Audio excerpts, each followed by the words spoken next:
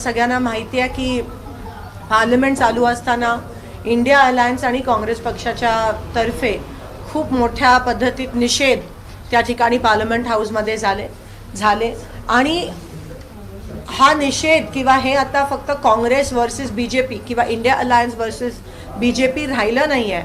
हे बाबासाहेबांवर प्रेम करणारे अनेक आपल्या देशातील आणि देशाच्या बाहेर असणारी सगळी लोक, संविधानला मारणारी अनेक लोक जी आहेत त्यांचा अपमान आहे. आणि ही जी लढाई आहे ती त्या सगळ्यांची बीजेपीच्या विरोधातली ही लढाई आहे. ही वैचारिक लढाई आहे. आता आम्ही ती लढाई ही रस्त्यावर आणत आहोत. गल्ली बोळ्यांमधून घरोघरी ही लढाई आता सुरू झाली आहे. प्रत्येक माणसाच्या मनाचं मन जे दुखावलं आहे आणि तिथून ही लढाई सुरू झाली आहे.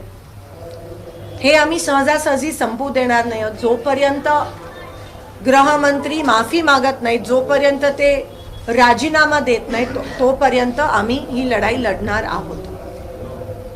आदरणीय काँग्रेस पक्षाचे अध्यक्ष मल्लिकार्जुन खरगेजी, आदरणीय विरोधी पक्ष नेते राहुल गांधीजी आणि तमाम सर्वच काँग्रेसचे नेतेगण ह्या गोष्टीचा निषेध करत आहेत, या गोष्टीची मागणी करत आहेत. आम्ही सुरुवातीला खूप आग्रहाने संविधानावर चर्चा मागितली पार्लमेंटमध्ये आणि खरं तर बीजेपी आम्हाला ती चर्चा देत नव्हती. आज 75 वर्ष होत आहेत त्या संविधानाला आणि 2 दिवसीय आम्हाला ती चर्चा पाहिजे होती, पण बीजेपी काही ना काही कारण काढून ती संविधानाची चर्चा होऊ देत नव्हती. पण त्यांनी मान्य केलं आणि अतिशय सुंदर अशी सुरुवात त्या 2 दिवसीय अधिवेशनाला, ती 2 दिवसीय चर्चेला झाली. पण बीजेपीने त्या चर्चेची दर्जा जो आहे तो खूप खालच्या पातळीला आणला आणि वैयक्तिक टीका, मग कुठे इमर्जन्सीचं नाव, कुठे काही, त्यांना एकच कारण मिळतं, त्यांना एकच ते एक्सक्यूज मिळतं इमर्जन्सीचं. बाकी त्यांनी काही मुद्देसूर या ठिकाणी त्या ठिकाणी भाषणं केली नाहीत. फक्त तू मे हमरी तुमरीवरच एवढ्या खालच्या पातळीला आपलं संविधान, त्याच्यावर जी चर्चा होती ती एवढ्या खालच्या पातळीला आणून ठेवली. भारतीय जनता पक्ष असेल, RSS असेल, ह्यांनी कधी संविधानला मानलं नाहीये. ह्यांनी नेहमीच मनुस्मृती जी लोकांमध्ये द्वेष निर्माण करते, जात पात मानणारी जी आहे त्याच्यावर विश्वास ठेवलाय.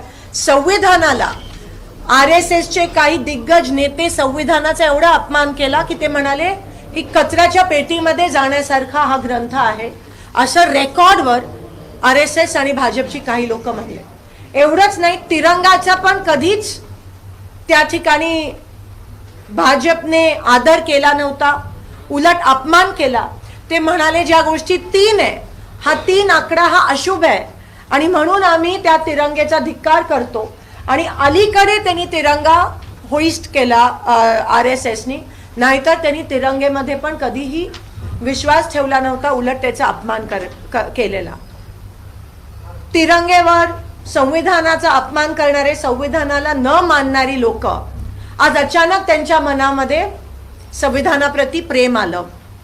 आणि खरंच त्यांच्यासाठी कदाचित हे फॅशन आहे, कारण का 400 पारचा नारा तुम्हाला सगळ्यांना आठवत असेल. 400 पारचा नारा त्यांनी दिला त्यावेळेस बीजेपीचे MP रेकॉर्डवर गेले की आम्हाला संविधान बदलायचं आहे, म्हणून आम्ही 400 पार, आम्हाला 400 पेक्षा जास्त MPs पाहिजे.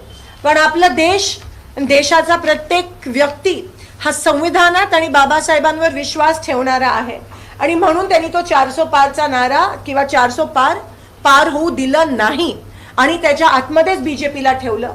कारण का ह्या देशात राहणाऱ्या प्रत्येक नागरिकाला संविधान जसं आहे तसं पाहिजे आणि तिरंगा पाहिजे.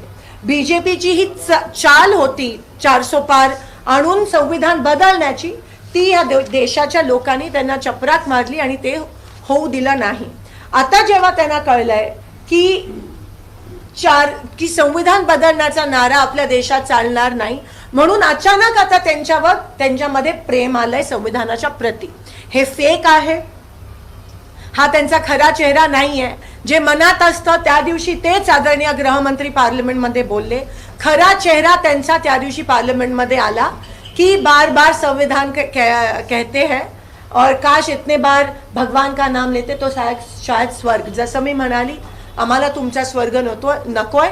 बाबासाहेबांनी दिलेलं जी ताकद आहे त्या ताकदीवर आम्ही आमच्या हिमतीवर या देशाला स्वर्ग बनवू, असं मला त्यांना क्लिअर निरोप त्या ठिकाणी पोचवायचा आहे. आणि म्हणून आज मी त्या गोष्टीचा पुन्हा एकदा निषेध करते. त्याच्यानंतर देखील तुम्ही बघता की अनेक वेळेस संविधान बदलण्याचा त्यांचं कट कारस्थान सुरू आहे. एक तर त्यांचे MP असं म्हणतात, मग 405चा नारा असेल, मग 1 इलेक्शन 1 नेशन असेल, बेसिक स्ट्रक्चर जे कॉन्स्टिट्यूशनचं आहे ते बदलण्याचा ह्यांचं साजिश. हे एक इन्सिडेंट नाही आहे जे अमित शहाजी बोलले.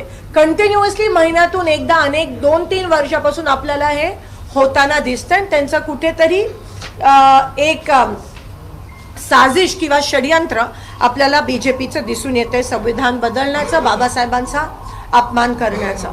हे आम्ही होऊ देणार नाही. जोपर्यंत इंडिया आलाय, जोपर्यंत या देशाची जनता आहे, तोपर्यंत आम्ही हे होऊ देणार नाही. आणि आम्ही काहीही झालं तरी आम्हाला अमित शहांची माफी पाहिजे, आम्हाला राजीनामा पाहिजे. जेव्हा जेव्हा असं काही होतं तेव्हा BJP हे अटेन्शन कुठेतरी वेगळीकडे नेण्याचा प्रयत्न करत असते.